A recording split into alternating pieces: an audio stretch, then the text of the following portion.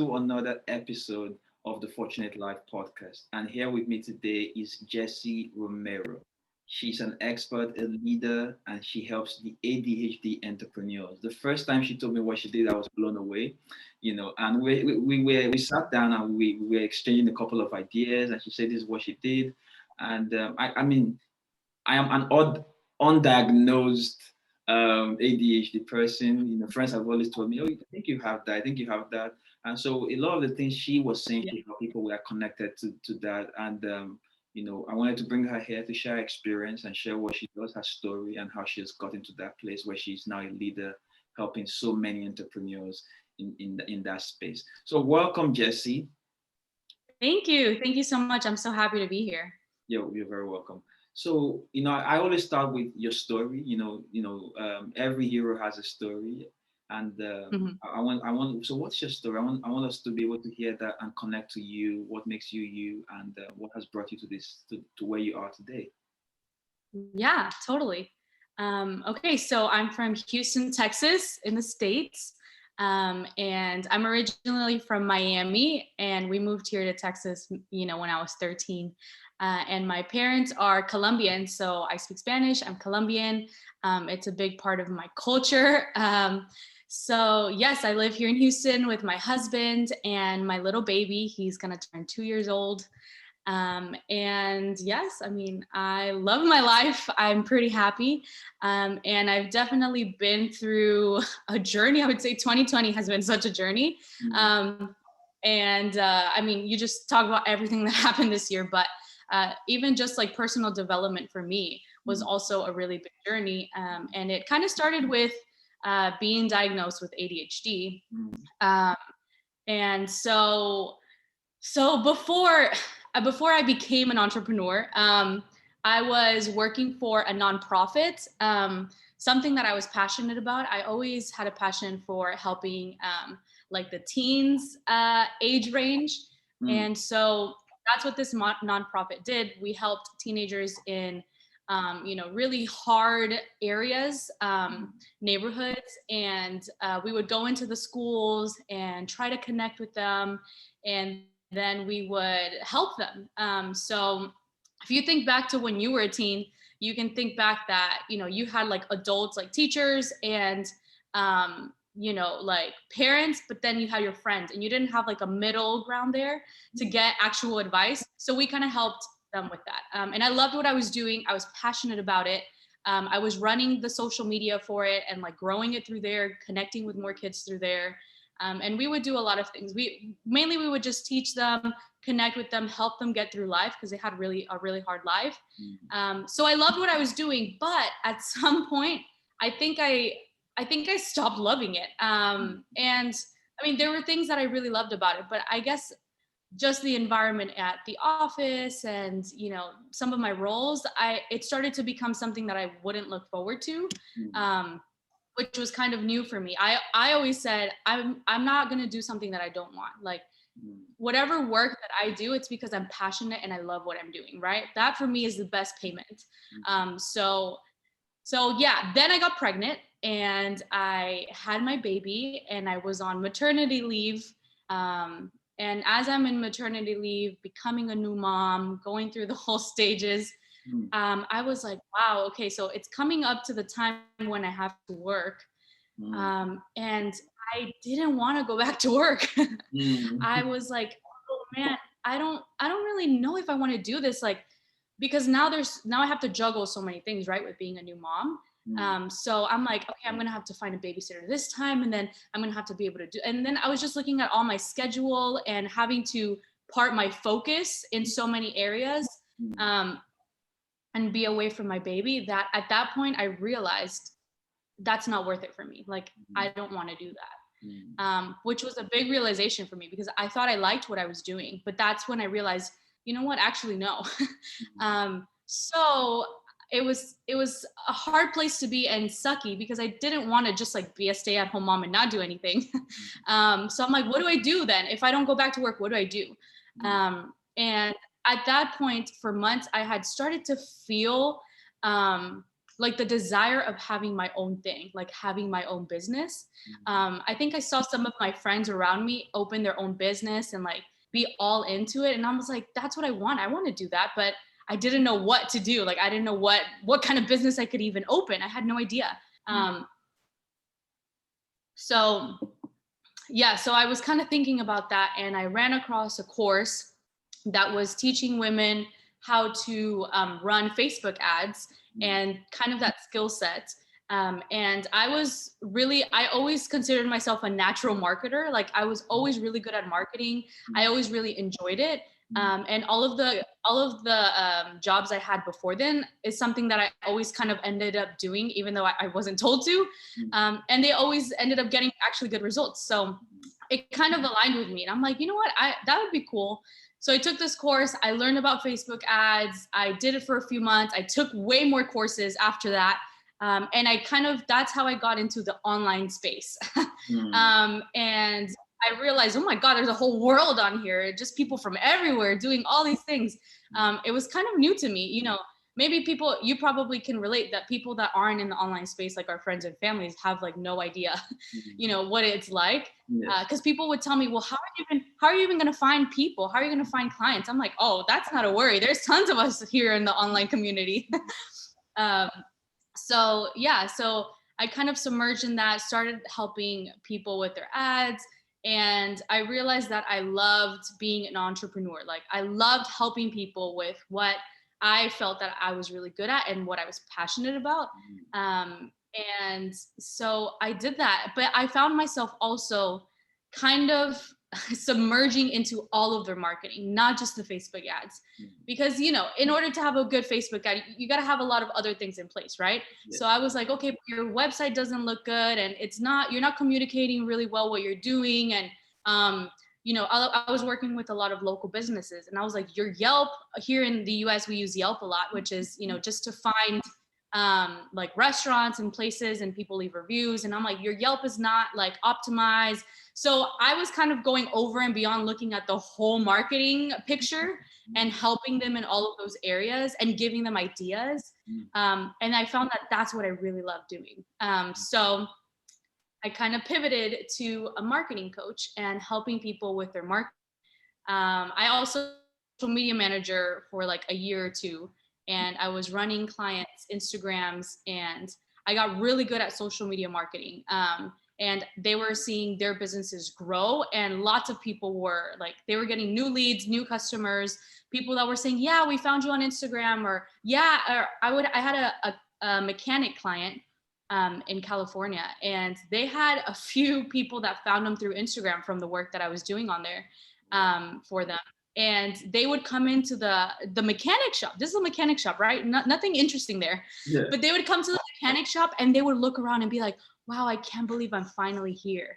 And they would be so excited to be there. Why? Because I did a good job of like showcasing their social media and making them feel like they needed to come, like they were missing out if they didn't come. So it was crazy. My clients loved me.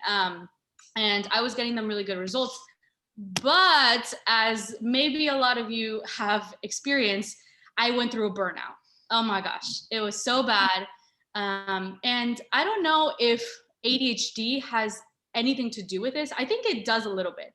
But maybe the entrepreneur burnout, I think, is a little different than an ADHD entrepreneur burnout. Because as an ADHD person, there's something called hyperfocus. Mm-hmm. And this is, I would say, a superpower of us ADHDers, that we can focus on one thing that we're interested in for hours. And nothing, yes, hours, nothing can break our focus, right? Because, and it's ironic, right? Because, and I'll talk a little bit about ADHD just so that you guys can, I know that there's so much like stereotypes when it comes to those 4 letters, but ADHD people, yes, we can get distracted very easily. And our minds kind of roam, and there's a lot of things going on in our mind. So that's why we get distracted easily. But when you're hyper focusing, at that point, almost nothing can distract you. Like you are immune to the distraction because you're so focused, which is awesome. And so my problem was that I was stuck in this hyper focus phase for a long time with all of my clients, with my work. I was putting work above everything else. So my self-care was almost non-existent. I didn't care for myself. I wasn't like taking time for myself. I was just working, working, working. And this also sucked as a mom because I could see myself like not paying attention to my kid as much or not giving him attention like I would want to. And at some points, because I hyper focus and I don't realize I do it, because sometimes you don't realize that you're hyper focused, right? And this is the problem because us ADHDers, we become workaholics. Because when we love what we're doing, okay, not like if you're working at like McDonald's, okay, you don't care, you're just doing it for the paycheck, right? But when you're doing something you love and you're passionate about, oh, that's all you can think about. That's all you want to do, right? So that's kind of where I was at. And I would be on my phone working for hours. Actually, you know how iPhone tells you like how many hours a day you've been? Yes. Oh my gosh, I was so ashamed of that number. And you know how like I think it's on Sundays, it gives you like the report of the week. And man, I think one week it kind of reported that I was on my phone about 12 hours that day. And I was like, oh my God, that's practically the whole day, isn't it? It was insane. And that's when I realized something is wrong. I was feeling really tired, burnt out. And this is the main thing that I was like, okay, something has to change, is that I realized that I was resenting the work that I was doing, or at least like the workaholic it was creating in me, you know? I loved what I was doing, but I started to get to like, oh, I don't feel like doing that, or oh, I'm so tired, or oh, I have to write another post. And that had never happened before. So yes, got burned out really bad. This is when the pandemic started, and my anxiety got really bad. And also, this is a little personal, but my husband is a police officer. So I'm sure you guys can remember early this year when the whole George Floyd thing happened. And here in America, it was really, really heavy for everyone. And it was a really hard time for all of us. And my husband, he's an amazing police officer. And he's one of the good guys, okay? Like he really loves what he does. And he's the kind of police officer, if you were to ever, like if you were here, you were to meet him, he has so many stories of people saying, man, you were really cool, or thank you for treating me with respect. So many people want to take pictures with him. And then they post it on Facebook and they're like, oh, I got stopped by this funny cop and he was so awesome. And like, you know, we have to support our police officers. So people love my husband. But so yes, this time was really hard for us. You know, because there was so much like resented feelings, and it was hard for us too because the George Floyd thing was terrible. Anyways, this brought a lot of anxiety in me, right? Because now people were talking about that we're gonna kill all the police officers, and now it became really, really dangerous. So I was in here, pandemic, this is a little bit pre-pandemic, but yeah, I was, or actually I think it was during the pandemic, I don't know, but I was a little worried about that. So too much going on in my personal life, stuck in an apartment with my 1-year-old that's crazy. And yes, this led to a really, really bad mental health state. And I didn't know I struggled with anxiety, but it got so bad. Like I was so jumpy. Everything was overwhelming me. And I ended up having a panic attack because of something that almost happened to my son here in the house. And I panicked. And that was my first time having a panic attack. That's when I realized something is wrong. You know, like I'm not okay. I don't recognize myself, you know? And it kind of all had to do with everything. So that's when I started looking into, okay, I need to get help. And I stumbled across a TikTok video. I don't know how big TikTok is over there, but over here, everyone is on TikTok. And I came across a video of a young woman showing what it looked like to have ADHD for women. And it was interesting to me because she was just sitting down. I think she was doing like homework. She was sitting down and you can see her, she was maybe fidgeting with something in her hands. She was actually sitting pretty still. And it was really weird for me. I was like, wait, what do you mean? I thought ADHD people were like, like sitting up and jumping around in their chairs and very hyper. And, that I would say that that's not me at all. So that was interesting for me. And I was like, and then I started reading the comments and people were like, yes, I have ADHD and it looks so different for women. And I was like, oh, interesting. So then I, just kept going though. That was the end of it.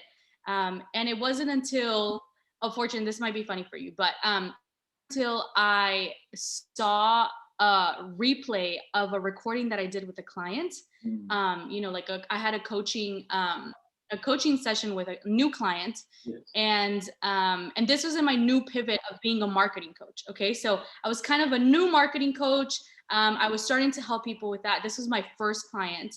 And I watched back that recording of how our session went, and I could not believe it because it was so bad. I was everywhere. Like, I was so distracted. I would start my point and never finish it.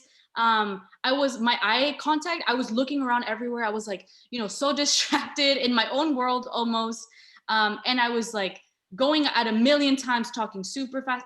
I watched this and I was horrified. I was like, oh my God, is this what people see when they talk to me? Yeah, I can't believe this. Like, why has no one told me this? Like, just watching myself, I got anxiety. I was like, oh my God, please make it stop. Like, just tell her to slow down. It was really bad. And that's when I was like, oh my God, I think I'm ADHD. And I did my research, I looked into it, and everything I read, I was like, wow, these people are explaining me to a T. Like, this is exactly who I am and who I've always been. Like, why did no one tell me? So that's kind of my journey of how I got to where I am today, kind of fast forward, and how I discovered my ADHD. And I don't know if if you had any questions, and then I can talk to you about what I'm currently doing and how I'm helping other entrepreneurs. But yes, that's kind of my story in a nutshell. I mean, thank you very much for sharing that. I was taking lots of notes, just taking points because there's Awesome. so much, there's so much to unpack there. Yeah. But one of the things I actually wanted to touch on was something you were discussing. I've been following your journey. Seeing. I remember that evening we were having that conversation. Where you talked about how you want to help people. And all of these things, and it's exciting to see how you have unveiled that and the manifestation of that. And I care about everybody around me, my community, and everything. So I go and I see what you've been doing. I'm like, this is amazing. The actions she's been progressively taking. And you said something recently, a couple of days ago, about how you went to a doctor. I don't want to tell this story. I want you to tell it yourself. You went to a doctor. You said, I think I'm HDD or something, and the doctor's like, that's what people say to tell us a little bit about that, and because that was something really heartfelt for you. Yeah. Yeah. So, okay. So I'm like, okay, I might be ADHD, right? I do my research, like a good ADHDer, I hyper focus on the research and I spent days on Google reading the articles. I joined Facebook groups for ADHD people to see if I could relate to them. I did all my research, right? And at this point, I was pretty convinced I was ADHD. So I was like, okay, so the next step is to go get formally diagnosed, right? So because self-diagnosis, and I will say this really quickly, but a lot of people say self-diagnosis is bad. And I hate that. I hate that message because self-diagnosis is the first step, right? Like, nobody knows you better than you. So you need to try to see what aligns with you and see if it fits you. And if you think so, then go and get diagnosed and get it, affirmed. So I was self-diagnosed at that point. I went to go get a diagnosis, right? So then I had to see, okay, well, who do I even go to get this diagnosis? I don't even know what kind of mental health professional. So I looked up psychiatrists that were in line with my insurance. It was really hard at that moment because they were all fully packed, busy schedules. A lot of people were really messed up with this pandemic. So it was kind of hard to get an appointment. So I finally get an appointment with one psychiatrist that, to be honest, was not my first choice. But I was like, at this point, I've been waiting 2 weeks trying to get a diagnosis. Like, I just need something. And I get on the phone with him. My first time meeting this doctor on the phone, not even Zoom call, just on the phone. And we were on the phone maybe 15 minutes, not even long. And so I'm telling him, he asked me 2-3 questions, and I'm telling him how I feel. And so he says, okay, yes. So I remember at this point, I'm so burned out, anxiety. I think I was in depression at this point. It was really bad. So he was like, yes, it sounds like to me that, you know, you are depressed, and you said that it was really hard for me to go to sleep. Like, I was staying up till 4 a.m. Like, I couldn't sleep. He's like, you're having sleeping issues. So I'm going to prescribe to you an antidepressant to manage the depression. And I'm going to send you a sleeping aid to help you sleep. And so I was like, okay, I'm okay if you think I'm depressed. I can acknowledge that maybe at this point I am, but I don't think depression is my problem here. You know, I think it cut off a little bit. Did you hear everything? Yes. You're okay Okay, cool. you're okay with the depression and all So that, but it's deeper than that for you. yes, but I just knew in my gut that depression was not the root of the problem, because I've never really struggled with depression. I just knew everything that had happened, it had brought me to this state, you know? So I was like, that's not the root of the problem. I really think ADHD is the root of the problem. And I asked him, can you evaluate me for ADHD?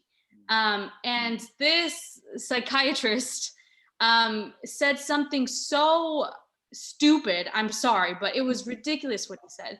And he said, you know, a lot of people want to be diagnosed with ADHD because they think it's going to be a magical solution to all of the problems. And that's not the way it works. So he's like, how about we continue and we see how the depression meds help you, and if you can get better sleep, and we treat that first. And then in the future, if you're still interested, we can evaluate you for ADHD if I think that that is something we need to do. So when he told me this, I was like, okay, thank you, bye. And I was like, okay, no, this guy's stupid. He didn't listen to my concerns. He he tried to diagnose me with depression after 2 questions and 15 minutes. It's crazy. So I had to go and look for, you know, someone better. And this here is the reality for so many women. So many women, this is the reality. That ADHD is discovered in boys like this, because the boys show their symptoms. You know, they're jumpy, they're easily distracted. It's so obvious to someone that's looking at them. But for women, it's not like that. You know, we could be talking here and you could be watching me and you think that I am, you know, well reserved and like listening, but in my mind, I could be, there's a whole circus up there. And you have no idea, right? Like you can't. So that's why women don't get diagnosed as much as men do. At least that the ones that have the hyper type of ADHD. So this is crazy. And this happens to women all the time. After I shared my story, this story that I just shared with you guys online, I had so many messages from women saying, yes, the same thing happened to me. I went in to try to get evaluated, and my therapist, you know, wanted to try other things first. Like, they don't want to diagnose us with ADHD, but you know why? It's because they don't have a good knowledge about ADHD, especially for women. And that's what we have found in the mental health space. So, but I got diagnosed, and I found a really good therapist that had ADHD herself. So it was great. She did the test, and she's like, oh yeah. She's like, you are a clear case of ADHD. Like, this was the first test I passed with flying colors, because I was never really good at school. But this test that I passed, I was like, yes. Everything was like, check. So yes, it was crazy. That is what happened. And I'm so glad. This is why I say self-diagnosis is so important, because I was so glad that I did my research first. Because had I not done my research, I would have just trusted the psychiatrist and been like, okay, he says I'm depressed, I'm just going to take these. And I didn't need depression meds, you know, that's not what I needed. As soon as I got my ADHD in check and I learned about it, I was able to climb out of that hole that I was in, and my anxiety started getting better, and it was just a 180. So yes, that is a little bit about what that went through. And I'm so glad that now I'm able to talk to other women that have the same stories and kind of help them advocate for themselves. And, you know, I always recommend to the ladies that talk to me, I'm like, if your therapist or your psychiatrist is a little hesitant, take one of these ADHD evaluation tests, like the same ones that they use. You can find it online. You can take it yourself. You bring in those results with you to your appointment, and you got to be prepared, you know. So yes, that's a little bit about how that went, and I'm so glad that I was able to get a good help, but it was a struggle. I did have to work for it. And is anxiety and depression, is that part of the symptoms of ADHD? Like that does that come together? Yes, so much. So many people get diagnosed for anxiety and diagnosed for depression and treated for those things.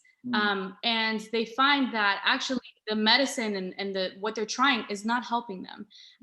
And it's because that's not the root problem. The root problem is ADHD. And so it has been found that undiagnosed ADHD that is not monitored and helped becomes anxiety, becomes depression. So yes, that is why so many of us women don't get diagnosed correctly. I've heard so many stories of people that they get diagnosed with anxiety, with depression, with even bipolar. Bipolar is another one that a lot of people get wrongly diagnosed when in reality it was ADHD. And as soon as they took them off the bipolar meds and onto an ADHD med, it went away. It's like they were no longer bipolar anymore, you know, because they weren't bipolar, they were with their ADHD. So yes, it does happen a lot. We are more susceptible to that happening. And I'm thinking, would childbirth be a trigger, you know, in women? Sorry, say that again? Would childbirth be a trigger for women? You talked about after having your child, Oh, yes. Yes, actually. Okay, so that's a big one. And that's how I discovered mine. Because becoming a mom, like the whole physical changes that happen in our body and our hormones have a really big thing to do with why this happens. That changes us, and motherhood becomes so overwhelming. There's so many things we are now have to be responsible and juggle at the same time that we get so overwhelmed, and we start to fail. You know, we don't do things the right way. And motherhood for ADHD moms that are undiagnosed is so hard, because we feel like we're struggling more than the average person, and we don't know why. And there's so much shame, you know, there's so much shame that comes with it. Like I remember trying when those like first few weeks when I brought my baby home, and that I had to like train my brain, like check the diapers. You remember, you have to check his diapers every 2 hours. Because if I didn't, I would forget, you know, because it was a new thing that I had to be in charge of. So I had to make those like reminders, like check the diapers, because I'm not gonna lie to you, there was many times that I'd forget, and then I'm like, oh my gosh, his diaper, and then he would get butt burn because I forgot to change his diapers. And those are the things that would kill me as a mom, and I would feel so much shame, and I would feel I'm just stupid, I'm just not made for this. Why did I think I could be a good mom, you know, like all of these feelings. So yes, they say statistically women discover their ADHD in these 3 occasions. I think it's 3. In either if they're like in kids and in class, you know, the teacher discovers it, right? But that often doesn't happen in women, more for men.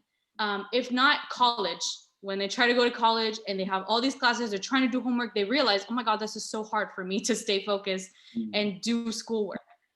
That's when they realize they're ADHD. The second one is becoming a mom. Becoming a mom brings so many women that they realize I'm struggling more than normal. Like, why is this not working for me? And then the third one is if their kids get diagnosed with ADHD. And I think this is where a lot more women discover that they're ADHD, is when their kids are having trouble at school. The teachers say we need to get them tested for ADHD. They get tested, and they're diagnosed with ADHD. And if the listeners don't know this, but ADHD is like, it's 100% irritable. So if if it's almost so rare for you to have ADHD and it not be in your bloodline. Like your parents have to be ADHD, your grandma, someone in your bloodline had to have ADHD in order for you to have it. So it's almost certain that if a kid has ADHD, one of the parents has it. So that's where a lot of the moms discover they have ADHD, and it blows our mind, changes our life, helps us so much to know that this is the way our brain is wired. It's not because I'm stupid. It's not because I'm dumb. It's not because I have anger issues. It's not because I'm emotional. It's because it's the wiring of my brain. You know, it helps so much to know that. Yeah. And let's talk about your transition from now being a marketing expert, helping people with marketing, now into that decision of saying, you know what, I want to help other ADHD entrepreneurs. What was that? Like, what happened there? Yeah. So yeah, I mean, I knew that I wanted to help people with their marketing, and I tried that, and specifically helping local business, brick and mortar, and like e-commerce people, specifically those entrepreneurs. And then once I discovered I had ADHD and I was learning so much about myself, and learning about the ADHD brain helped me so much learn how to help my brain and not let it sabotage me, right? So because before, my whole life, I was trying to take advice from people that didn't have ADHD. You know, people would just say, oh, well, just wake up in the morning and that way you can get all your stuff done. And I'm like, okay, sounds easy, but getting up out of bed in the morning is so hard for me, you know? So I was trying to take all this advice that didn't align with my brain. So once I learned I had ADHD, I started figuring out strategies, hacks, ways to get my brain to do the things that I needed it to do, right? So I discovered, oh my gosh, you know what? This has affected my business so much. It has affected me as an entrepreneur. And that I was able to realize that. And so once I realized that, I'm like, okay, how do I help myself so that I can help my brain? Because ADHD also gives me a lot of superpowers, okay? And let me quickly go through that list with you, because not a lot of people talk about ADHD as a superpower. A lot of people think it's a disability and it's something, it's a burden. And although it can feel that way, it also makes us so creative. We are creative geniuses with our ADHD brain. We are problem solvers. We are so good at problem solving. Like our mind automatically goes there. When we see a problem, we're like, how can we make this better? Or how can we fix this? That's in our nature. And we are innovative. And that's why they say most geniuses and entrepreneurs are ADHD, because they have that innovation. We're very passionate, very, very passionate about the things we love. And a lot of ADHDers, especially ADHD women, are empaths. So we're very empathetic and we also have, what's that called? We're also like really aware, like in a personal setting, like we are very aware of our surroundings and we pick up things that most people don't pick up on, right? So you ever feel like you're like, I don't know, I don't feel good about that person, or I don't really know about that person. Absolutely. And all your friends are like, what? No, bro, like they're fine. And then months later, your friends come back to you and they say, oh, you know what, that guy, so wrong. He did wrong. That man, yes. And you were like, I told you, like I knew something was off about that person. I had an intuition about them. You know, that is the ADHD brain right there. You know, that's a superpower. So yes, this gives us a lot of amazing gifts to be entrepreneurs. And they say that ADHD brains are 300 times more. What is that word? We're 300 times more likely to be entrepreneurs. So entrepreneurship and ADHD go hand in hand. So tell me, Fortune, why when I was looking for an ADHD entrepreneur group or Facebook group, a community, resources where I can learn, I can connect with other ADHD entrepreneurs, we could learn from each other, we could motivate each other. I didn't find that. I didn't find that anywhere. I looked on Facebook, Google, I looked on Pinterest, I looked on every single social media platform. No one was doing something like that. And I was really sad because I knew that I could really benefit from it. So that is when I said, okay, I guess I'm going to start it. I'm going to start that community that I know that I need. And I think a lot of people could really benefit from as well. So I started a Facebook group for ADHD female entrepreneurs. And it started growing so fast. I made an Instagram account because I noticed that a lot of ADHD people have their own Instagram account for ADHD content. Like they have their personal one, and then they make another one just for ADHD Yeah. stuff. Yeah. So the ADHD community is really big on Instagram, and I started growing that account. I mean, hello, remember I